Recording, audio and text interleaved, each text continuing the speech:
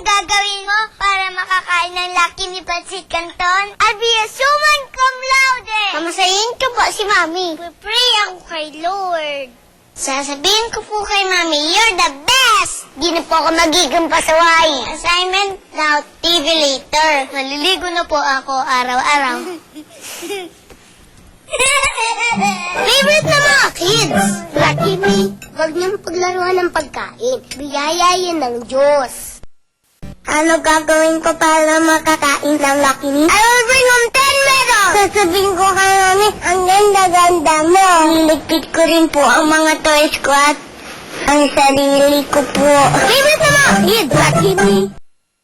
Anong gagawin ko para makakain ng Lucky Me? Pag 9 o'clock po, ipapatay ko yung TV. Nagbabait na pa ako sa kaniputungo. I'll be a good citizen of the Philippines. Favorite na mga kids, Lucky Me.